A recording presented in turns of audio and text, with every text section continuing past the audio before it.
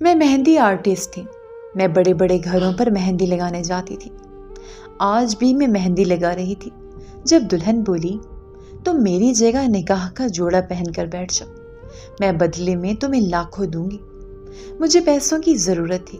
میں مان گئی اور سوچا جب سب کو پتہ چلے گا کہ میں دلہن نہیں تو جھوٹ کہہ دوں گی کہ دلہن نے زبردستی ایسا کروایا۔ میں نے یوں ہی کیا، پر جب نکاح کے وقت سب کو سچ پتہ چلا تو دلہے نے غصے سے مجھ سے ہی نکاح کر لیا اور اسی وقت اپنے گھر ہی لے گیا۔ میں ڈر سے کانپ گئی جب وہ مجھے کمرے میں لے گیا، پر جب میں نے کہہ دیا ہے کہ کوئی بھی اس کمرے میں داخل نہیں ہوگا تو کیا تم لوگوں کو میری ایک بار کہی ہوئی بات سمجھ میں نہیں آتی؟ یہ گھر ملک شہریار کا ہے اور یہاں پر مرضی بھی ملک شہریار کی ہی چلے گی۔ اس کی روبدار آواز سن کر میرا پورا وجود خوف سے کانپنے لگا۔ میں اسے بتانا چاہتی تھی کہ میں یہاں پر اپنی مرضی سے نہیں آئی، مجبوری مجھے یہاں کھینچ لائی ہے، مگر وہ میری کوئی بھی بات سننے کے لیے تیار ہی نہیں تھا، اور مجھ میں بھی اتنی ہمت نہیں ہو رہی تھی کہ میں نظر اٹھا کر سامنے کھڑے اس مغرور انسان کو دیکھ سکوں جو کہ میرا ماموزاد تھا۔ اس انسان کی آواز میں دہشت اس قدر تھی کہ دل کانپ اٹھا تھا۔ سمرین جلدی سے بھاگتی ہوئی کمرے کے اندر داخل ہوئی۔ مجھے دیکھ کر وہ پریشان ہو گئی۔ اس نے میرے کندھے پر ہاتھ رکھا اور مجھے تسلی دی۔ میں مکمل طور پر خاموش تھی، الفاظ میرا ساتھ ہی نہیں دے رہے تھے۔ اور پھر سامنے کھڑا شخص چلاتے ہوئے کہنے لگا، اب کیا بت بن کر ساری زندگی میرے سامنے کھڑے رہنے کا ارادہ ہے یا پھر یہاں سے جاؤ گی؟ سمرین نے میرا ہاتھ پکڑا اور مجھے لے کر باہر نکل گئی۔ میری آنکھوں سے تیزی سے آنسو بہہ رہے تھے۔ یہ وہ ذلت تھی جسے میں زندگی میں پہلی بار برداشت نہیں کر رہی تھی، بلکہ اس سے پہلے بھی نہ جانے کتنے لوگ مجھے ذلیل و رسوا کر چکے تھے، مگر نہ جانے کیوں آج دل بہت زیادہ دکھ رہا تھا۔ آج سینے میں شدید تکلیف ہو رہی تھی۔ زندگی میں پہلی بار میرا دل چاہ رہا تھا کہ میں مر جاؤں۔ شرمندگی کا احساس تھا جو مجھے اندر سے کھائے چلے جا رہا تھا، اور میرے اندر شدت سے یہ خواہش جاگ رہی تھی کہ اللہ تعالیٰ مجھے اپنے پاس بلا لے، مجھے میرے والدین کے پاس لے جائے، کیونکہ یہ دنیا مجھے قبول نہیں کر پا رہی تھی اور نہ ہی یہ دنیا مجھ پر ترس کھا رہی تھی۔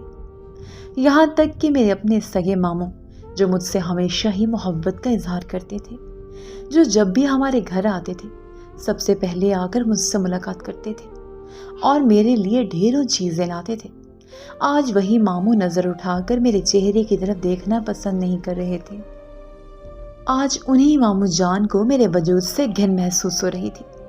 وجہ صرف اور صرف یہ تھی کہ میری وہ ماں جس کی وجہ سے وہ مجھ سے محبت جتاتے تھے وہ اس دنیا میں نہیں رہی تھی۔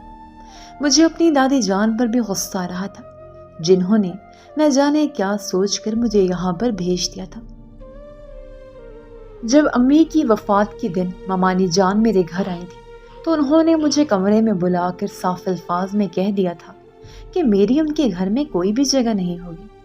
میرے لیے بہتر یہ ہے کہ میں اپنی دادی کے گھر میں ہی ٹھہری رہوں، اور اگر میں نے ان کے گھر جانے کی کوشش کی تو میرے ساتھ بہت ہی برا سلوک رکھا جائے گا۔ ان کا لہجہ اٹل تھا اور بہت تنگ تھا۔ میں بہت زیادہ ڈر گئی تھی۔ میں نے دل ہی دل میں فیصلہ کر لیا تھا کہ مر جاؤں گی لیکن اس عورت کے گھر کبھی بھی قدم نہیں رکھوں گی۔ پچھلے دنوں حالات ہی کچھ ایسے پیدا ہو گئے کہ نہ چاہتے ہوئے بھی مجھے گھر سے نکلنا پڑا اور اپنے دادوں کے گھر کا رخ کرنا پڑا۔ دادوں کے ساتھ چچا جان کی بھی فیملی رہتی تھی، جن کا ایک بہت ہی عیاش بیٹا تھا جو نہ صرف جوئے کی لت میں ملوث تھا بلکہ اس کے ساتھ ساتھ اپنی بہنوں اور ماں پر بھی بہت ظلم کرتا تھا۔ وہ جب بھی شراب پی کر گھر واپس آتا تھا تو چچی جان پر ہمیشہ ہی ہاتھ اٹھاتا تھا۔ اسے چھڑوانے کے چکر میں اس کی بہنیں بھی زخمی ہو جاتی تھی، مگر اسے تو جسے کسی چیز کی کوئی ہوش ہی نہیں ہوتی تھی۔ وہ پچھلے کچھ دنوں سے مجھے عجیب و غریب نظروں سے دیکھ رہا تھا۔ اب وہ گھر سے باہر زیادہ نہیں نکلتا تھا بلکہ میرے کمرے کے آگے پیچھے ہی ٹہلتا رہتا تھا۔ یہ سب خطرے کا الارم تھا جسے میں جان بوجھ کر نظر انداز کر رہی تھی، اور پھر ایک دن وہ خطرہ کھل کر میرے سامنے آ ہی گیا۔ چچی جان مسکراتے ہوئے میرے کمرے کے اندر داخل ہوئیں اور جلدی سے دروازہ بند کرتے ہوئے کہنے لگیں، میں تمہارے لیے بہت بڑی خوشخبری لائی ہوں۔ چچی جان کا انداز دیکھ کر میں بھی خوش ہو گئی۔ میں نے یہی سوچا کہ شاید میرے ماموں جان نے مجھے قبول کر لیا ہے اور اپنے گھر رہنے کے لیے بلا لیا ہے، مگر جب میں نے ان کی اگلی بات سنی تو مجھے لگا کہ میرے قدموں کے نیچے سے زمین نکل گئی ہے۔ جس بات کو وہ میرے لیے خوشخبری قرار دے رہی تھی وہ میرے لیے ذلت سے کم نہیں تھی۔ چچی جان نے مجھے بتایا کہ ان کا بیٹا حماد مجھ سے نکاح کرنا چاہتا ہے۔ میں جلدی سے اپنے بستر پر اٹھ بیٹھی اور چیختے ہوئے کہا کہ ایسا کسی بھی صورت ممکن نہیں ہو سکتا، میں کسی بھی صورت ایک شرابی انسان سے نکاح نہیں کر سکتی۔ چچی غصہ ہو گئی اور مجھے کہنے لگیں کہ میں تم سے پوچھنے کے لیے نہیں آئی بلکہ میں تمہیں اپنا حکم سنانے کے لیے آئی ہوں۔ اپنی چچی جان کا یہ رویہ دیکھ کر مجھے بہت زیادہ حیرانگی ہو رہی تھی، اور حیرانگی سے زیادہ تو مجھے افسوس ہو رہا تھا۔ اس عورت کو میں نے ہمیشہ ہی اپنے ساتھ مخلص سمجھا تھا، مگر یہ عورت بھی باقی لوگوں کی طرح خود غرض نکلی تھی۔ وہ مجھے سمجھانے لگی اور کہنے لگی کہ ان کا بیٹا غلط نہیں ہے اور نہ ہی ان کا بیٹا دل سے برا ہے، وہ بہت ہی اچھا انسان ہے۔ اگر میں اس کے ساتھ اچھا برتاؤ کروں اور اس کی زندگی میں شامل ہو کر اسے سدھارنے کی کوشش کروں تو سب کچھ ٹھیک ہو جائے گا۔ دوسری طرف میں جانتی تھی کہ کچھ بھی ٹھیک نہیں ہونے والا۔ وہ انسان صرف اور صرف اپنی خواہشات پوری کرنے کے چکر میں مجھ میں دلچسپی لے رہا ہے۔ جب اس کی خواہشات پوری ہو جائیں گی تب وہ مجھے یوں چھوڑ دے گا جیسے اس نے کبھی مجھے قبول ہی نہ کیا ہو۔ میں اپنے آپ کو ایک تجربے کی نظر نہیں ہونے دے سکتی تھی۔ میں نے دادو جان کے پاس جا کر بات کرنے کا فیصلہ کیا۔ دادو جان بھی بہت پریشان ہو گئی اور مجھے کہنے لگیں کہ میں یہ کسی بھی صورت ممکن نہیں ہونے دے سکتی۔ حماد کو بہت اچھے طریقے سے جانتی ہوں، وہ ایک ذلیل انسان ہے۔ وہ نہ صرف تمہیں بے مول کر دے گا بلکہ اس کے ساتھ ساتھ تمہاری زندگی تمہارے لیے اجیرن بنا کر رکھ دے گا۔ میں نے روتے ہوئے کہا تو پھر کچھ کریں۔ میں نے اپنی دادی جان سے کہا مجھے تایا جان کی حویلی میں بھیج دیں، ویسے بھی وہ کافی عرصے سے مجھ سے اس بارے میں بات کر رہے ہیں۔ دادی جان نے غصے سے میرے چہرے کی طرف دیکھا اور مجھے ڈانٹتے ہوئے کہنے لگی، کیا تم پاگل واگل تو نہیں ہو گئی؟ کیا تم نہیں جانتی ہو کہ تمہارا تایا جان کس قدر لالچی ہے؟ تمہارا باپ جو زمین تمہارے نام چھوڑ کر گیا ہے ان زمینوں پر تمہارا تایا قبضہ کرنا چاہتا ہے، اور اسی سلسلے میں ہی وہ تمہیں اپنے پاس بلا رہا ہے۔ میں تمہیں تمہارے ماموں کے پاس بھیجوں گی۔ مجھے یقین ہے کہ وہ نہ صرف تمہارا خیال رکھیں گے بلکہ اس کے ساتھ ساتھ تمہیں وہ عزت دیں گے جس کی تم مستحق ہو۔ میں زور زور سے نفی میں سر ہلانے لگی۔ میں کسی بھی صورت اس گھر نہیں جانا چاہتی تھی جہاں پر میرے لیے دروازے بند ہو چکے تھے۔ میں نے انہیں کہا کہ وہ مجھے کسی بھی طور قبول نہیں کریں گے اور نہ ہی اپنے گھر کے اندر داخل ہونے دیں گے۔ دادی نے میرا بازو پکڑا اور مجھے غصے سے جھنجھوڑتے ہوئے کہا، اگر وہ تمہیں گھر کے اندر داخل نہ ہونے دیں تو تم گھر کے اندر گھس جاؤ۔ مت بھولو کہ تمہارے نانا کی جائیداد پر تمہارا بھی حق ہے، اور تمہارا ماموں جو اس وقت اتنی بڑی حویلی میں رہ رہا ہے وہ تمہارے نانا جان کی ہی ہے، اور اس میں تمہاری ماں کا بھی حصہ نکلتا ہے۔ میں نے دادی جان کو بتانا چاہا کہ کوئی بھی مجھے کچھ دینے کے لیے تیار نہیں ہے، مگر انہوں نے میری یہ مشکل بھی حل کر دی اور مجھے کہنے لگی کہ تم کہتی تھی نا کہ تم بیوٹی پارلر میں کام کرنا چاہتی ہو اور مہندی لگانا تمہارا شوق ہے، تو اب میں تمہیں اجازت دے دیتی ہوں۔ اب اپنی ضروریات پوری کرنے کے لیے تم یہ کام کر سکتی ہو۔ اگر تمہیں کبھی یہ محسوس ہو تم کسی اور پر بوجھ بنتی چلی جا رہی ہو تو اپنا بوجھ خود اٹھا لو۔ جہاں تک رہنے کا مسئلہ ہے تو وہ تمہارا حق ہے۔ تم اس حویلی میں اس وقت تک رہ سکتی ہو جب تک تمہارا دل چاہے، اور اگر کوئی تمہارے ساتھ بدتمیزی کرنے کی کوشش کرے تو تم اسے صاف صاف بتا دو کہ تمہارے نانا کی حویلی ہے۔ دادی جان یہ ساری باتیں کہہ کر تو خاموش ہو گئی۔ یوں لگ رہا تھا جسے انہیں یہ سب کچھ آسان دکھ رہا ہے، جبکہ حقیقت میں یہ چیزیں بہت ہی مشکل اور پیچیدہ تھیں۔ میں سامان اٹھا کر رات کی خاموشی میں گھر سے باہر نکل گئی۔ جب میں اپنے ماموں کے گھر پہنچی تب رات کے 2 بج رہے تھے۔ چوکیدار بھی باہر بیٹھا اونگ رہا تھا۔ میں نے اسے پکارا تو وہ جلدی سے اٹھ بیٹھا اور مجھے دیکھ کر پرجوش انداز میں کہنے لگا، ارے مریم بی بی، آپ یہاں پر اس وقت کیا کر رہی ہیں؟ میں نے اسے کہا کہ میرے ماموں جان کو جا کر بتاؤ کہ ان کی بھانجی آئی ہے۔ وہ خاموشی سے اندر چلا گیا۔ تھوڑی دیر بعد اس نے مجھے بھی اندر بلا لیا۔ میں جب بیٹھک میں پہنچی تو وہاں پر ماموں جان پہلے سے ہی موجود تھے۔ ان کے چہرے کو دیکھ کر اندازہ نہیں ہو پا رہا تھا کہ ان کے دل کے اندر کیا چل رہا ہے۔ وہ چند لمحے مطمئن انداز میں بیٹھے مجھے دیکھتے رہے اور پھر کہنے لگے، جہاں تک مجھے لگتا ہے تمہاری ممانی نے تمہیں صاف الفاظ میں بتا دیا تھا کہ تمہاری اس گھر میں کوئی جگہ نہیں ہے۔ مجھے لگا تھا کہ تم عزت نفس کے معاملے میں سمجھوتا نہیں کرتی۔ تم مر جاؤ گی لیکن کبھی بھی اس گھر کے اندر داخل نہیں ہوگی۔ ماموں کی باتیں سن کر میرا دل خون کے آنسو رونے لگا۔ وہ نہ صرف میرے ضمیر پر ضرب لگا رہے تھے بلکہ اس کے ساتھ ساتھ وہ میری انا کو بھی بہت بری طرح سے کچل رہے تھے۔ یوں لگ رہا تھا جیسے آج وہ صرف اسی ارادے سے مجھ سے بات کر رہے ہیں۔ میں نے انہیں کہا کہ میری مجبوری بن گئی تھی، میں پوری زندگی کا سوال تھا، اور سب سے بڑی بات تو یہ تھی کہ میری عزت کا سوال تھا۔ اپنی عزت کو بچانے کے لیے میں ہر طرح کا سودا کرنے کے لیے تیار ہوں۔ اس کے لیے اگر مجھے جھکنا پڑے تب بھی میں جھک جاؤں گی۔ ماموں عجیب سے انداز میں ہنسے اور دوبارہ سے بولے، کیا تمہیں نہیں لگتا کہ عزت اور عزت نفس کا آپس میں بہت ہی گہرا تعلق ہے؟ میں ان کی بات سمجھ کر بھی انجان بن گئی۔ میں نے انہیں کہا کہ میں یہاں پر آپ کی کڑوی کسیلی باتیں سننے کے لیے نہیں آئی بلکہ آپ سے پناہ مانگنے کے لیے آئی ہوں۔ کم از کم میری ماں کی وجہ سے ہی مجھے یہاں پر رہنے کی اجازت دے دی۔ ماموں اپنی جگہ پر اٹھ کھڑے ہوئے اور مجھے کہنے لگے، تمہاری ماں کی وجہ سے ہی تم ابھی تک یہاں پر کھڑی ہو۔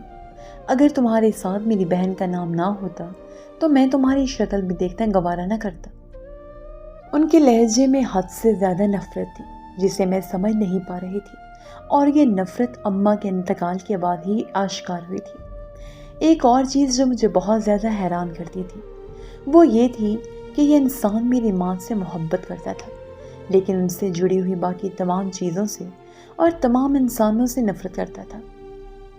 انہوں نے مجھ سے کہا کہ تم جب تک چاہو یہاں پر رہ سکتی ہو، تو میری رہائش کے معاملے میں کسی بھی قسم کا مسئلہ نہیں ہوگا، لیکن جہاں تک تمہاری ضروریات کا سوال ہے تو تمہیں اپنی ساری خواہشات اور ساری ضروریات خود ہی پوری کرنی ہوں گی۔ اس کے لیے میں تمہیں ایک پھوٹی کوڑی بھی نہیں دوں گا۔ جہاں تک مجھے لگتا ہے تمہارا باپ تمہارے لیے اس قدر پیسے تو چھوڑ ہی گیا ہوگا کہ تم آسانی سے اپنا خرچہ اٹھا سکتی ہو، لیکن اگر اس کے علاوہ تم کوئی کام کرنا چاہتی ہو تو میں تمہیں کبھی بھی نہیں روکوں گا۔ یہ کہہ کر وہ خاموشی سے کمرے سے نکل گئی۔ اس وقت ہی ایک نوکرانی کمرے کے اندر داخل ہوئی اور میرا ہاتھ پکڑتے ہوئے کہنے لگی، بی بی جی آئیں، میں آپ کو آپ کا کمرہ دکھا دیتی ہوں۔ وہ پوری رات میں نے جاگتے ہوئے اور روتے ہوئے گزاری تھی۔ اگلے دن مجھ پر ایک بہت بڑی مصیبت آ کر ٹوٹی جب مجھے پتا چلا کہ جو زمینیں میرے باپ نے میرے حوالے کی تھی اس پر میرے تایا جان نے ناجائز قبضہ کر لیا ہے۔ میں اپنا سارا زیور اپنی دادی کے پاس چھوڑ کر آئی تھی، ان سے بھی وہ زیور چھین لیا گیا تھا۔ اب میرے پاس کچھ بھی نہیں بچا تھا، میں مکمل طور پر خالی ہاتھ رہ گئی تھی۔ ماموں جان نے بھی ظلم کی انتہا کر دی تھی۔ حویلی کے پچھلے حصے میں کچھ کمرے بنے ہوئے تھے اور ایک چھوٹا سا کچن بھی موجود تھا جو یقیناً بہت پہلے بنایا گیا تھا۔ ماموں جان نے میرا سارا سامان وہیں پر رکھوا دیا اور مجھے کہنے لگے کہ تم اپنی کزن سے ملنے کے لیے حویلی میں تو آ سکتی ہو لیکن تم وہاں پر رہ نہیں سکتی۔ آج کے بعد تم نے سونا، جاگنا، کھانا پینا یہیں پر کرنا ہے۔ میں نے تمہیں رہائش دے دی ہے، اب تم اپنا انتظام خود کر لو۔ یہ کہہ کر وہ تیزی سے کمرے سے باہر نکل گئے جبکہ وہیں پر میں بیٹھ گئی اور پھوٹ پھوٹ کر رونے لگی۔ یوں لگ رہا تھا جیسے میری آزمائش مزید سخت ہوتی جا رہی ہو۔ میں اپنے رب سے فریاد کرنے لگی کہ یا اللہ مجھے ظالم آزمائش سے باہر نکال دے، مجھ سے اب یہ سب کچھ برداشت نہیں ہو رہا۔ اسی وقت ہی میرا موبائل بجا۔ میں نے دیکھا سونیا کی کال تھی۔ پہلے ہی بیل پر کال اٹھا لی، دوسری طرف سے مجھے اس کی مسکراتی ہوئی آواز سنائی دی۔ وہ مجھے کہنے لگی کہ پچھلی بار ہم نے جس گھر میں جا کر مہندی لگائی تھی ان لوگوں کو تمہاری مہندی بہت پسند آئی تھی اور اب دوبارہ سے ان کے خاندان میں شادی ہو رہی ہے۔ وہ تمہیں ہی یاد کر رہے ہیں۔ اس بار وہ تمہیں اچھے خاصے پیسے دیں گے۔ اب تو تمہارے ماں باپ بھی نہیں ہیں جو تمہیں منع کریں گے۔ بس تم مکمل طور پر آزاد ہو گئی ہو۔ میں تمہیں وقت اور جگہ بتا دوں گی، تم پہنچ جانا۔ میں نے خاموشی سے اس کی بات سنی۔ میں نے اسے کوئی بھی جواب نہیں دیا۔ اب سب کے سامنے اپنی بے بسی کا رونا رو رو کر میں تھک چکی تھی۔ اس کے بتائے ہوئے ٹائم اور جگہ کے مطابق میں اس جگہ پر پہنچ گئی اور پھر اس دن سے میرے کیریئر کا آغاز ہو گیا تھا۔ میں مختلف گھروں میں جا کر مہندیاں لگاتی تھی اور سب لوگوں کو ہی میری مہندی بہت پسند آتی تھی۔ اکثر تو دلہنیں خود اپنی مرضی سے مجھے اچھے خاصے پیسے دے دیتی تھیں۔ ابھی تک گھر میں کسی کو بھی اس بارے میں علم نہیں تھا اور میں نہیں چاہتی تھی کہ کسی کو اس بارے میں خبر بھی ہو۔ شام کا وقت تھا۔ میں اپنے چھوٹے سے باغیچے میں بیٹھی ہوئی تھی اور پودے لگا رہی تھی جب اچانک مجھے محسوس ہوا جیسے کوئی میرے قریب آ کر کھڑا ہوا۔ میں نے گردن اٹھا کر دیکھی تو شہریار ملک کھڑا تھا جو بہت ہی غور سے میرے چہرے کی طرف دیکھ رہا تھا۔ وہ عجیب سے انداز میں ہنسنے لگا اور مجھے کہنے لگا، ہلو پیاری کزن، لگتا ہے کہ یہ زمین کا ٹکڑا تم نے اپنے نام کروا لیا ہے۔ اس کی بات سن کر میں نے ایک گہری سانس لی۔ میں نے اسے کہا کہ ایسی کوئی بات نہیں ہے۔ اس کے ساتھ ہی اس نے جتنے بھی پودے لگے ہوئے تھے وہ سارے جڑ سے اکھاڑ دیے اور میرے سامنے پھینکتے ہوئے کہنے لگا، تو پھر میری اجازت کے بغیر تم نے یہاں پر پودے لگانے کی جرت کیسے کی؟ مجھے اس انسان کی ذہنی حالت پر شک ہونے لگا تھا۔ میں نے غصے اور بے یقینی کے ملے جلے تاثرات سے اس کی طرف دیکھا۔ اس نے میری آنکھوں میں اپنی آنکھیں ڈال دیں اور غراتے ہوئے کہنے لگا، اپنی نگاہیں ابھی اور اسی وقت نیچے کرو۔ مجھے آنکھوں میں آنکھیں ڈال کر بات کرنے والی عورتیں بالکل بھی نہیں پسند۔ میں اسے کہنا چاہتی تھی کہ مجھے تمہاری پسند اور ناپسند کی کوئی بھی فکر نہیں ہے، مگر میں کچھ بھی نہیں بول سکی کیونکہ جانتی تھی اگر اونچ نیچ ہو گئی تو سب سے پہلے مجھے اس گھر سے باہر نکالا جائے گا۔ میری پیاری ممانی جان جن کے سامنے میں آج تک نہیں گئی تھی، پھر بھی انہیں میرا وجود کھٹکتا تھا۔ میں کوکنگ میں بہت اچھی تھی۔ ہر روز ہی اپنے لیے مزے مزے کے کھانے بناتی تھی۔ میرے پاس پیسے بھی موجود ہوتے تھے اور کوئی بہت زیادہ ذمہ داریاں بھی نہیں تھیں۔ ایک دن میری ممانی جان خود ہی میرے اس چھوٹے سے حصے کی طرف چلی آئی اور میرے چہرے کی طرف دیکھ کر عجیب سے انداز میں کہنے لگی، لگتا ہے کہ تم نے کوئی بہت بڑا کاروبار شروع کر دیا ہے، اسی وجہ سے ہی تو ہر روز مزے مزے کے کھانے بناتی ہو۔ لیکن میری پیاری بچی، یہ دھیان رکھنا کہ حلال اور حرام میں فرق کبھی بھی نہیں بھولنا، ورنہ تمہارے ماموں جان کو پتہ چل گیا کہ تم کس طرح سے پیسے کما رہی ہو تو وہ تمہارے لیے بہت مشکلات کھڑی ہو جائیں گی۔ ان کی باتیں سن کر مجھے حیرت کا جھٹکا لگا کیونکہ میری ممانی سمجھ رہی تھیں میں نے غلط کام شروع کر دیے ہیں۔ میں نے انہیں کسی بھی قسم کی صفائی پیش نہیں کی اور خاموشی سے ان کا الزام سن لیا۔ میں جانتی تھی کہ بحث کرنے کا کوئی فائدہ نہیں ہے کیونکہ وہ میری کسی بھی بات پر یقین نہیں کریں گی۔ میرا کزن پودے اکھاڑ کر وہاں سے جا چکا تھا اور میں خاموشی سے وہاں پر بیٹھی ہوئی تھی۔ میری آنکھوں سے تیزی سے آنسو بہ رہے تھے۔ تھوڑی ہی دیر بعد سمرین وہاں پر آئی جو ملک شہریار کی بہن تھی اور میری اچھی دوست بھی تھی۔ مجھے اس طرح سے روتا دیکھ کر وہ پریشان ہو گئی۔ جب اس نے سامنے اکھڑے ہوئے پودوں کو دیکھا تو اس کی بھی آنکھوں میں آنسو آ گئے۔ وہ مجھے کہنے لگی کہ یہ سب کچھ کس نے کیا ہے؟ میں نے انتہائی غصے سے کہا کہ یہ سب کچھ تمہارے بدتمیز بھائی نے کیا ہے جو پتہ نہیں خود کو کیا سمجھتا ہے، جب دل کرتا ہے یہاں پر چلا آتا ہے اور میری زندگی برباد کر کے نکل جاتا ہے۔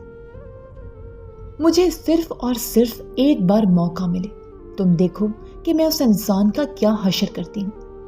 اس سے پہلے کہ میں مزید کچھ کہتی، اپنے پیچھے مجھے ملک شہریار کی آواز سنائی دی جو مسکراتے ہوئے کہہ رہا تھا، چلو میں نے تمہیں موقع دے دیا ہے، اب مجھے بتاؤ کہ تم کیا کر سکتی ہو، میں بھی تو دیکھوں کہ تم میں کتنی ہمت ہے۔ میرا پورا وجود خوف سے کانپنے لگا۔ مجھ میں اتنی ہمت نہیں ہو رہی تھی کہ میں گردن پھیر کر اس شخص کی طرف دیکھ سکوں۔ وہ خود ہی دوبارہ میرے سامنے آ کر کھڑا ہو گیا اس نے ایک نظر میرے کانپتے ہوئے وجود پر ڈالی اور مجھے کہنے لگا، میرے سامنے خود پر تم سے کنٹرول ہوتا نہیں ہے، یوں کانپنا شروع کر دیتی ہو جیسے کسی بھوت کو دیکھ لیا ہو، اور مجھے سبق سکھانے کی خواب دیکھ رہی ہو۔ وہ دوبارہ سے میرا مذاق بنا کر وہاں سے جا چکا تھا۔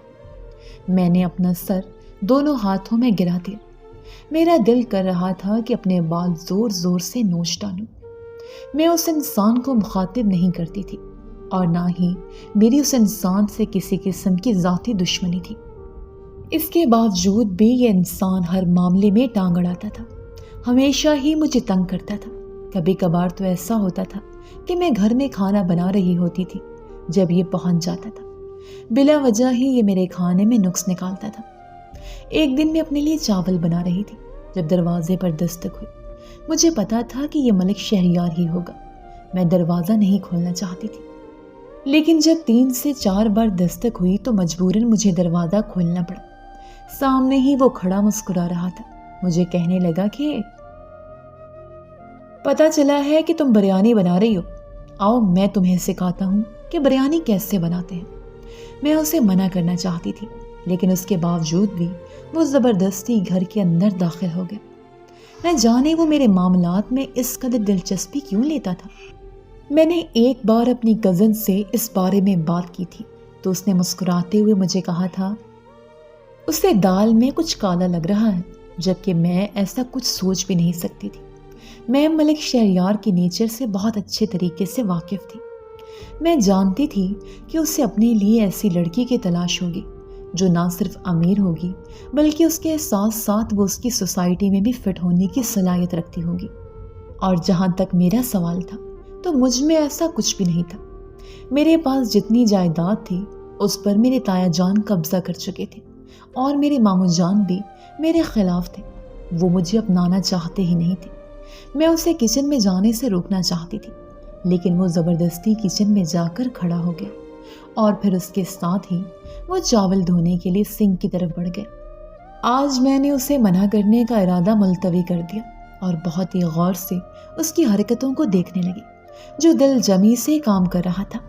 اس کے ساتھ ساتھ وہ چھوٹی چھوٹی باتیں کرنے لگا اور مجھے کہنے لگا کہ جب میں ملک سے باہر تعلیم حاصل کرنے کے لیے گیا تھا تب میں اپنے اپارٹمنٹ میں خود ہی کھانا بنایا کرتا تھا، اسی وجہ سے ہی مجھے یہ سب کچھ آیا ہے۔ اب دیکھو میں تمہیں دنیا کی سب سے بہترین بریانی بنا کر دکھاؤں گا۔ میں نے چڑھتے ہوئے کہا کہ اگر آپ کو کھانا بنانے کا اتنا ہی شوق ہے تو آپ اپنے کچن میں جا کر کیوں نہیں کھانا بناتے؟ میرا بھی جینا حرام کیا ہوا ہے۔ آپ کو اندازہ نہیں ہے کہ جب آپ کے والدین کو اس بارے میں پتہ چلے گا تو وہ نہ صرف مجھے اس گھر سے باہر نکال دیں گے بلکہ مجھے ذلیل و رسوا کر کے رکھ دیں گے۔ ارے تم ممی اور ڈیڈی سے اتنا زیادہ ڈرتی کیوں ہو؟ میرے چہرے پر ایک پھیکی سی مسکراہٹ آ گئی۔ میں نے اسے کہا کہ کم از کم آپ کو مجھ سے اس طرح کا سوال نہیں کرنا چاہیے۔ آپ کو اس کا جواب بہت اچھے طریقے سے معلوم ہے۔ ہم دونوں وہاں پر کھڑے ایک دوسرے کے ساتھ الجھ رہے تھے کہ اچانک ہی وہاں پر ممانی جان آ گئے اور جس بات کا ڈر تھا وہی ہو۔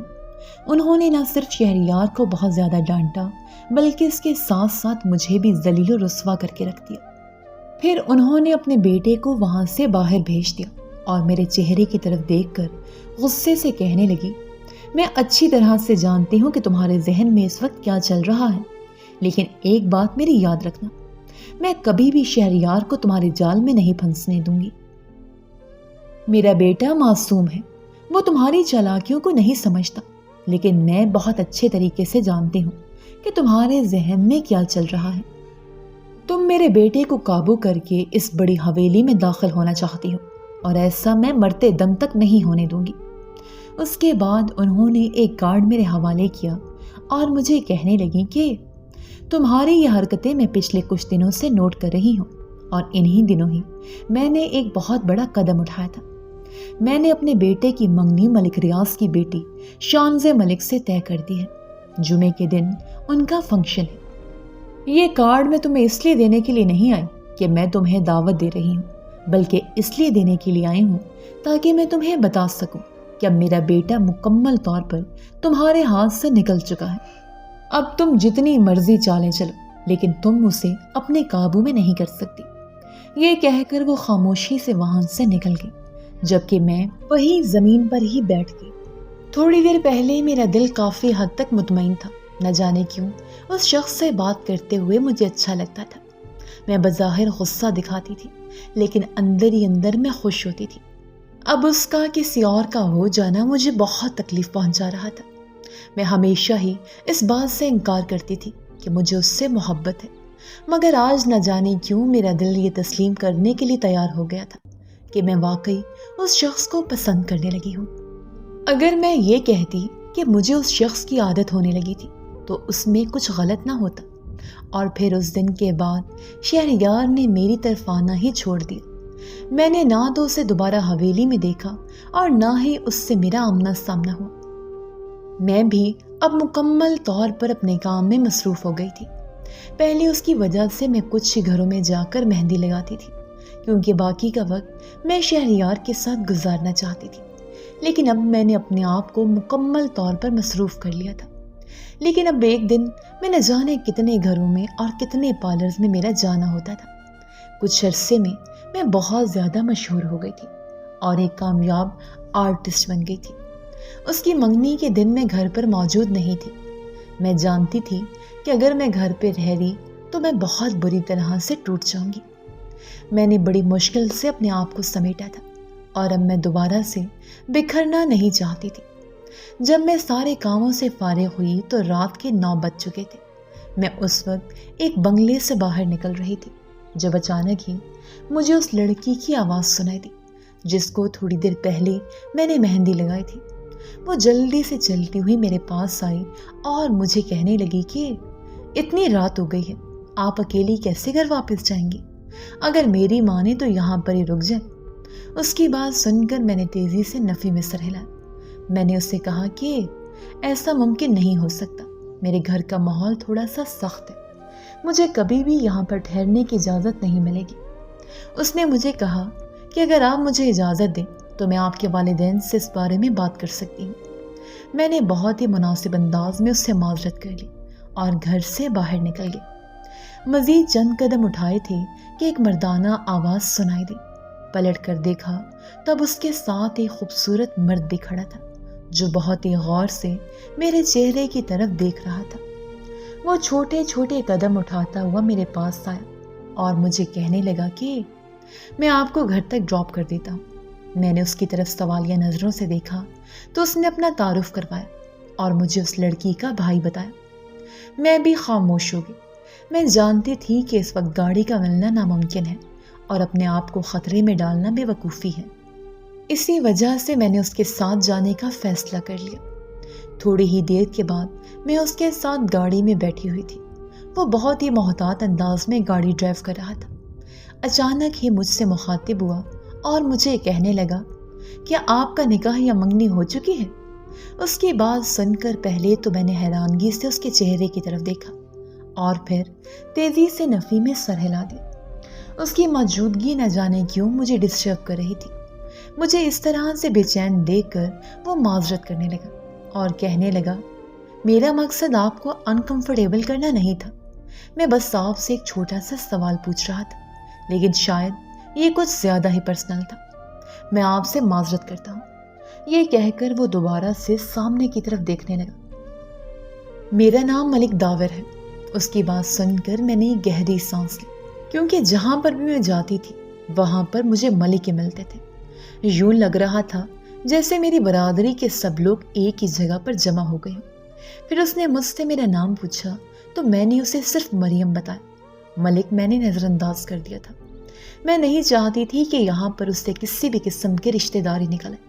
اس کے بعد وہ مجھ سے پوچھنے لگا کہ کیا آپ یہ کام مجبوری کے تحت کر رہی ہیں یا آپ کا شوق ہے؟ میں نے اس سے کہا کہ یہ میری پرسنل معاملات ہیں، آپ کو اس میں دخل اندازی کرنے کی ضرورت نہیں ہے۔ اگر آپ مجھے میرے گھر تک ڈراپ کرنا چاہتے ہیں تو آپ یہ کام خاموشی سے کریں۔ پہلے تو اس کا منہ حیرت سے کھلے کا کھلا رہ گیا، پھر اس کے ماتھے پر بل پڑ گئے، مگر اس نے اپنے لبوں سے ایک بھی بات ادا نہیں کی تھی۔ اب وہ لب بھینچے گاڑی ڈرائیو کر رہا تھا۔ مجھے بھی اپنی غلطی کا احساس ہو گیا، کیونکہ اس کی بہن نے مجھے اچھے خاصے پیسے دیے تھے اور میری بہت زیادہ عزت کی تھی، جبکہ میں نے احسان فراموشوں کی طرح لمحوں میں ہی اس عزت اور ان پیسوں کو نظر انداز کر کے اس کے ساتھ بدتمیزی کر دی تھی۔ گاڑی سے اترنے لگی تو اپنے رویے پر معذرت کرنے لگی۔ ابھی میں پلٹی ہی تھی کہ سامنے کھڑے شہریار ملک کو دیکھ کر میری تو روح فنا ہو گئی۔ میں تیزی سے گاڑی سے نکلی اور اندر کی طرف بھاگ گئی۔ دور تک مجھے اپنی کمر پر کسی کی نظروں کی تپش کا احساس ہوا تھا۔ جب اس چھوٹے سے گھر کے اندر جا کر میں نے اپنی کھڑکی سے باہر جھانکا تو دیکھا وہ گاڑی ابھی تک وہاں پر رکی ہوئی تھی، اور حیرت کا جھٹکا تو مجھے اس وقت لگا جب ملک شہریار اندر بیٹھے ہوئے انسان کے ساتھ گلے ملنے لگا۔ یہ دیکھ کر میرا پورا وجود خوف سے کانپنے لگا۔ یعنی یہ ملک شہریار کو جانتا تھا، اور اگر اس نے شہریار کو میرے بارے میں بتا دیا تو پھر کیا ہوگا؟ یہ سوچ کر ہی میری روح فنا ہونے لگی۔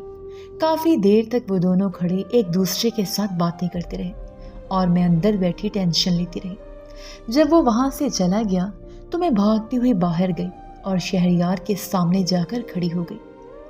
مجھے دیکھ کر پہلے تو وہ حیران ہوا، پھر اس کے کندھے یکدم ہی جھک گئے اور اس کے چہرے کے تاثرات بھی نرم پڑ گئے۔ اس نے مجھ سے پوچھا کہ تم رات کے اس پہر کہاں سے آ رہی ہو؟ پھر اس نے بتایا کہ ماموں کا کہنا ہے کہ رہنے کو جگہ تمہیں مل جائے گی، تو اپنی ضروریات پوری کرنے کے لیے تم کچھ بھی کرو، تو میں مہندی لگاتی ہوں۔ شہریار کو یہ سب سن کر دکھ بھی ہوا کہ ان کے خاندان کی لڑکی اس طرح سے کام کرے گی، لیکن وہ بھی مجبور تھا۔ اس کی ماں نے اس کو بھی دھمکی دی تھی کہ اگر وہ اس کے آس پاس بھی نظر آیا تو مریم ملک کو اس گھر سے جانا ہوگا۔ میں نے شہریار سے پوچھا کیا تم اسے جانتے ہو؟ تو وہ کہنے لگا کہ وہ میرا پرانا دوست ہے۔ اس نے مجھے بتایا کہ وہ یہاں پر تمہیں ڈراپ کرنے آیا تھا، اور اسی نے بتایا کہ تم مہندی لگانے گئی تھی، لیکن تم میں اتنی کیوں دلچسپی لے رہی؟ اس کی بات پر میں ذرا گھبرائی، لیکن جلد سنبھل کر بولی مجھے کیا ضرورت ہے اس میں دلچسپی لینے کی، اور آپ کے تو دوست ہیں، آپ کو تو پتہ ہی ہوگا آپ کے دوست کی تو شادی ہو رہی ہے۔ وہ مسکرا دیا اس کے حاضر جوابی پر، اور پھر مجھے کہنے لگا کہ دراصل اس کی شادی ہو رہی ہے، دونوں بہن بھائی ایک ہی دن شادی کر رہے ہیں۔ وہ بس اسی سلسلے میں ہی مجھے بتا رہا تھا، اور اپنی شادی پر آنے کے لیے دعوت بھی دی ہے۔ ابھی وہ بات کر ہی رہا تھا، ممانی کی آواز پر اندر چلا گیا اور میں اس سے دیکھتی ٹھنڈی آ بھر کر رہ گئی، جبکہ میں بھی اپنے چھوٹے سے گھر کی طرف واپس آ گئی۔ پوری رات میں نے اس انسان کے بارے میں سوچتے ہوئے گزاری جو بہت ہی عجیب و غریب تھا۔ ایک طرف اس کی شادی ہو رہی تھی اور دوسری طرف وہ میری ذات میں دلچسپی ظاہر کر رہا تھا۔ میں نے دل ہی دل میں اسے ٹھڑکی کہا اور سونے کے لیے لیٹ گئی۔ شہریار ملک کو بھلانا میرے لیے اچھا خاصا مشکل ثابت ہوا تھا، نہ جانے کیوں، اور میرے حواسوں پر سوار رہنے لگا تھا۔ میں نے بھی اب فیصلہ کر لیا تھا کہ اپنے دل کو پتھر کا بنا لوں گی، کسی کی بھی ذات میں دلچسپی نہیں لوں گی، کیونکہ بعد میں مجھے ہی تکلیفیں اٹھانا پڑتی ہیں۔ ملک داور کے گھر سے مجھے دوبارہ سے ہی کال آ گئی۔ مہندی کا دن تھا، مجھے وہاں پر بلایا گیا تھا تاکہ میں سب لڑکیوں کو مہندی لگا سکوں۔ میری طبیعت اس دن اچھی خاصی خراب تھی، میں انکار کرنا چاہتی تھی، لیکن جب میں نے سوچا کہ مجھے اچھے خاصے پیسے ملیں گے تو میں چاہ کر بھی انکار نہیں کر سکی اور وہاں پر پہنچ گئی۔ میں بیٹھی لڑکیوں کو مہندی لگا رہی تھی جب اچانک ہی مجھے اس کی ایک کزن کی آواز سنائی دی جو کہہ رہی تھی کہ شہریار ملک بھی آ گیا ہے۔ میرے دل کی دھڑکن ایک دم تیز ہوئی۔ شہریار کی بیوی سب سے زیادہ خوش قسمت ہوگی کیونکہ یہ بہت ہی پیار کرنے والا انسان ہے۔ دوسری کزن بھی اس کی ہاں میں ہاں ملانے لگی۔ مجھے نہ جانے کیوں اس انسان کی بیوی سے جلن سی محسوس ہو رہی تھی۔ میری یہ جلسی بھی جلد ہی دور ہو گئی جب تیسری کزن بولی کیا تمہیں پتا بھی ہے کہ اس کی بیوی اس کی ذات میں ذرا بھی دلچسپی نہیں لیتی؟ شانزے ملک ایک آزاد خیال لڑکی ہے، اس کی خواہش ہے کہ وہ اپنی مرضی سے اپنی زندگی گزارے، جبکہ شہریار بھائی ایسا نہیں سوچتے۔ وہ یہ سمجھتے ہیں کہ شادی کے بعد عورت مرد کی ذمہ داری ہوتی ہے اور مرد کا کام ہوتا ہے کہ وہ عورت کی خواہشات اور ضروریات کو پورا کرے اور اس کے لیے حدود بھی قائم کرے۔ لیکن مجھے لگتا ہے کہ شانزے کبھی بھی ان حدود کو قبول نہیں کرے گی اور ان کی شادی بھی زیادہ عرصے تک نہیں چلنے والی۔ اس بات سے بے خبر کہ مہندی لگانے والی شہریار ملک کی کزن تھی۔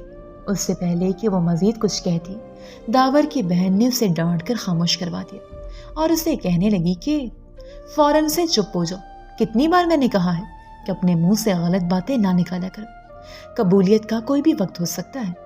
اگر یہاں پر تمہاری یہ منحوس بات قبول ہو گئی تو نہ صرف شہریار بھائی کی زندگی تباہ ہو جائے گی بلکہ اس کے ساتھ ساتھ ایک گھر بھی اجڑ جائے گا۔ میں تو دل ہی دل میں اس لڑکی کو چھوڑ جانے کی دعائیں کر رہی تھی اور میں نہیں جانتی تھی کہ میں ایسا کیوں کر رہی ہوں۔ کافی دیر تک میں انہیں بیٹھ کر مہندی لگاتی رہی۔ اب تو میری ان لڑکیوں سے اچھی خاصی دوستی بھی ہو گئی تھی۔ باتوں باتوں میں ہی مجھے پتا چلا کہ شہریار ان کی فیملی کے ساتھ بہت اٹیچ ہے۔ داور بھائی اور شہریار دونوں بچپن سے ایک ساتھ پڑھے اور باہر پڑھنے بھی ایک ساتھ گئے تھے۔ انہوں نے تینوں دن ہی مجھے شادی پر مدعو کیا۔ میں نے بھی خوشی سے تینوں دن ہی وہ شادی اٹینڈ کی۔ اس کی کچھ کزنز ایسی تھیں جو میری پکی دوستیں بن گئی تھیں۔ اتنا میں نے کسی کی شادی پر انجوائے نہیں کیا تھا جتنا میں نے اس معصوم سی لڑکی کی شادی پر انجوائے کیا تھا۔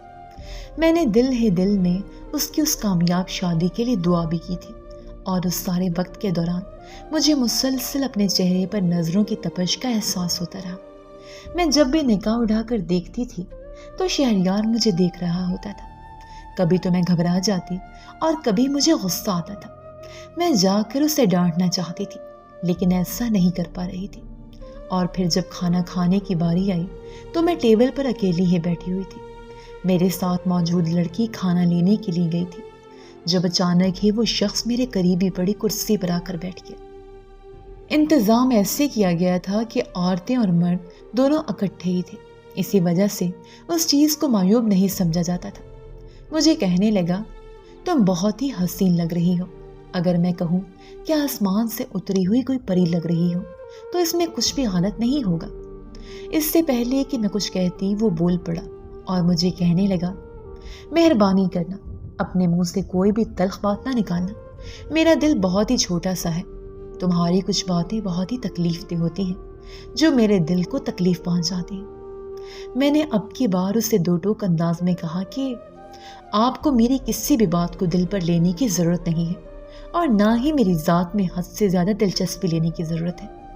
اگر میں خوبصورت ہوں تو میں اپنے لیے خوبصورت ہوں، مجھے کسی اور کے لیے خوبصورت دکھنا نہیں ہے۔ آپ کو فی الحال اپنی بیگم صاحبہ کے بارے میں ہی سوچنا چاہیے اور ان کی جا کر تعریفیں کرنی چاہیے۔ یہ کہہ کر میں نے چہرہ موڑ لیا اور اسی وقت ہی وہ لڑکی بھی وہاں پر چلی ہے۔ میری بدقسمتی یہ تھی کہ داور بھی وہیں چلا آیا تھا اور اسی وجہ سے شہریار اسی ٹیبل پر ہی بیٹھ گیا تھا اور داور کہنے لگا کہ شہریار، تمہاری کزن تو بہت چھپی رستم نکلی، اس نے بتایا ہی نہیں کہ یہ تمہاری کزن ہے، بہت ہی اچھی مہندی آرٹسٹ بھی۔ شہریار مجھے دیکھ کر مسکرانے لگا اور اس وقت مجھے اس کی مسکراہٹ زہر لگ رہی تھی۔ ممانی کے سامنے تو بھیگی بلی بن جاتا ہے اور اب کیسے ہیرو بنا بیٹھا ہے۔ پھر اس نے ہمارے ساتھ ہی کھانا کھایا تھا، میں تو ٹھیک طرح سے کھانا بھی نہیں کھا پا رہی تھی۔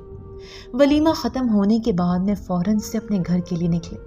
راستے میں شہریار نے گاڑی روکی اور مجھے ہاتھ پکڑ کر گاڑی میں بٹھاتے کہنے لگا، تھوڑا صبر ہی کر لیتی، منزل تو ہماری ایک ہی ہے۔ نہیں شہریار ملک، نہیں، منزل ایک نہیں ہے، غصے سے کہتی میں خاموش ہو گئی۔ یہاں آ کر مجھے پتا چلا کہ محترم شہریار صاحب کی شادی کے دن رکھے جا چکے ہیں، تو پھر اس نے میرے ساتھ اتنا وقت بھی گزارا تھا تو کیا وہ دل لگی تھی؟ میری اس بات کو بھی ممانی جان نے یقین میں بدل دیا تھا۔ میں اپنے چھوٹے سے کمرے کے اندر داخل ہو رہی تھی کہ وہ میرے پاس آئی اور مجھے کہنے لگی، دیکھا، میں نے تمہیں کہا تھا نا کہ میں شہریار کو تم سے چھین لوں گی۔ انہوں نے میری آنکھوں میں دیکھا اور کہا، تمہیں کیا لگتا ہے تم بہت خوبصورت ہو اور تم میرے بیٹے کو ہمیشہ ہمیشہ کے لیے اپنے جال میں پھنسائے رکھو گی؟ تو آج میں تمہاری یہ غلط فہمی دور کر ہی دیتی ہوں۔ تمہارے جیسی لڑکیوں کی زندگی میں شہزادے نہیں آتے، بلکہ تم جیسوں کو اپنے جیسے ہی عام لوگ ملتے ہیں۔ اچھا تو یہ تھا کہ تمہاری شادی تمہارے شرابی کزن کے ساتھ ہو جاتی، تمہیں اسی وقت ہی عقل آ جاتی تھی، مگر اب بھی زیادہ وقت نہیں گزرا۔ مجھے یقین ہے کہ اب بھی تمہارے نصیب میں کوئی شرابی انسان ہی ہوگا۔ بعض اوقات انسان بڑے بڑے بول بول دیتا ہے یہ بات نظر انداز کر دیتا ہے کہ یہ بول اس کے لیے بھاری ثابت ہو سکتے ہیں، اور شاید وہ وقت بھی ممانی جان کے لیے بھاری ہی تھا۔ انہوں نے اپنی سب سے بڑی بیٹی کی امریکہ میں شادی کر رکھی تھی۔ اگلے ہی دن انہیں یہ خبر ملی کہ ان کا داماد شراب پی کر گھر واپس آتا ہے اور ان کی بیٹی کو مارتا پیٹتا ہے۔ اس نے ان کی بیٹی کو ڈرا دھمکا کر رکھا ہوا تھا، یہاں تک کہ نہ تو وہ پولیس کے پاس جا رہی تھی اور نہ ہی کسی سے رابطہ کر پا رہی تھی۔ یہ خبر سنتے ہی پوری حویلی میں سوگ کی لہر دوڑ گئی۔ مجھے نہ جانے کیوں یہ سب سن کر خوشی محسوس نہیں ہوئی، کیونکہ ہما آپی بہت اچھی تھی۔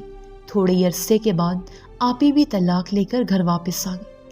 اس کے بعد ممانی کافی حد تک خاموش ہو گئی تھی۔ اب وہ مجھے پہلے کی طرح طعنے نہیں دیتی تھی۔ میں بھی زندگی کے پرسکون ہو جانے پر شکر ادا کر رہی تھی۔ اور پھر شہریار ملک کی شادی کا بھی وقت آ گیا۔ میں بہت بے چین تھی، یہاں سے بھاگ جانا چاہتی تھی۔ تبھی مجھے ایک شادی پر مہندی لگوانے کے لیے وہاں پر طلب کر لیا گیا۔ سب لڑکیوں کو مہندی لگانے میں مصروف ہو گئی۔ جب میں دلہن کے پاس گئی تو اس نے انوکھی بات کی۔ وہ میری منتیں کرنے لگی، میرے سامنے ہاتھ جوڑتے ہوئے کہنے لگی کہ خدا کے لیے میری جگہ پر دلہن بن جا۔ اس کے ساتھ ساتھ اس نے مجھے ایک اچھی خاصی رقم بھی دی۔ مجھے اس وقت پیسوں کی ضرورت بھی تھی، کیونکہ میری ایک دوست کی والدہ کو کینسر تھا اور ان کے علاج کے لیے فوری رقم طلب تھی۔ مجھے پتا تھا کہ یہ سب غلط ہے، لیکن میں اپنی دوست کی والدہ کو بھی یوں مرتے ہوئے نہیں دیکھ سکتی تھی، لہٰذا میں نے اس کی بات ماننے کا فیصلہ کر لیا۔ مجھے پتا تھا کہ یہ شادی کسی بھی صورت نہیں ہوگی، اور اگر مجھے باتیں سننے کو ملیں تو سن لوں گی۔ لیکن وہاں پر جا کر نہ صرف مجھے بلکہ شہریار ملک اور ماموں ممانی کو حیرت کا شدید جھٹکا لگا۔ شہریار نے مجھے دیکھتے فوراً ہی مجھ سے شادی کرنے کی حامی بھر لی، بلکہ اس کے بعد سب کو صاف الفاظ میں کہہ دیا کہ آج کے بعد یہ میری بیوی ہے، اور میری بیوی کی حیثیت سے ہی یہ اس حویلی میں رہے گی، اور اسے وہی حق حاصل ہونا چاہیے جو کہ میری بیوی کو حاصل ہونا تھا۔ اس نے بات کو اس طرح سے گھما پھرا کر اپنی ماں کے سامنے پیش کیا، جو اس کی پہلی بیوی تھی۔ وہ اسے چھوڑ کر چلی گئی تھی اور اس کی عزت کو خاک میں ملا دیا تھا۔ تب میں نے اس کی عزت کو بچانے کے لیے دلہن بننے کا فیصلہ کیا اور اس سے شادی کر لی۔ سب گھر والے میرے مشکور تھے، ان میں سے کچھ مہمان ایسے تھے جو حیران بھی تھے اور ناراض بھی تھے کہ دلہن کوئی اور بتائی گئی تھی اور شادی کسی اور عورت کے ساتھ ہو گئی۔ لیکن بعد میں اس بات کو بھی کور کر لیا گیا۔ میں عروسی جوڑے میں ملبوس اس کا انتظار کر رہی تھی۔ جب وہ کمرے کے اندر داخل ہوا، وہ میرے قریب آ کر بیٹھا اور مجھے کہنے لگا، جب میں نے تمہیں دیکھا تھا تو اسی وقت ہی میں نے اپنے رب سے شدت سے یہ دعا کی تھی کہ یا اللہ اس لڑکی کو میرے نصیب میں لکھ دے۔ میں اس پاکیزہ حسن کو نہیں کھونا چاہتا تھا۔ اور پھر اس کے بعد میں نے اپنا سر سجدے میں گرا دیا تھا۔ میں اپنے رب کے حضور گڑ گڑانے لگا کہ یا اللہ میں اس وقت تک سجدے سے سر نہیں اٹھاؤں گا جب تک کہ آپ مجھے یہ تسلی نہ دے دیں کہ یہ لڑکی میرے نصیب میں لکھ دی گئی ہے۔ مجھے یقین تھا کہ میرا رب میری دعا ضرور پوری کرے گا۔ اور پھر جب میرا دل مطمئن ہوا تو میں اٹھ بیٹھا، اور پھر اس دن مجھے یہ بھی یقین ہو گیا تھا کہ کچھ بھی ہو جائے تم مجھے ضرور ملو گی۔ یہاں تک کہ میری شادی کا وقت بھی آ گیا، مگر اس وقت بھی میرے دل میں امید تھی کہ تم ہی میری دلہن بنو گی۔ اور اب دیکھو گے میرا یقین نہیں ٹوٹا اور تم مجھے حاصل ہو گئی۔ میں حیرت سے منہ کھولے اس شخص کی طرف دیکھ رہی تھی جس نے پہلے ہی نظر میں مجھ سے محبت کی تھی، اور اس قدر سچی محبت کی تھی کہ مجھے اپنے رب سے مانگ بیٹھا تھا۔ میں اپنے آپ کو دنیا کی خوش قسمت ترین لڑکی سمجھ رہی تھی۔ میرے اندر جتنی بھی کمیاں تھیں مجھے لگ رہا تھا کہ وہ ساری پوری ہو گئی ہیں۔ احساس کمتری بھی ختم ہو گیا تھا۔ اس نے اپنا ہاتھ میری طرف بڑھایا، جسے میں نے آسودگی سے مسکراتے ہوئے تھام لیا۔ تو دوستو، آپ کو آج کی کہانی کیسی لگی؟ کمنٹ سیکشن میں اپنی رائے کا اظہار ضرور کیجیے گا۔ ملتے ہیں اگلی ویڈیو میں ایک نئی کہانی کے ساتھ۔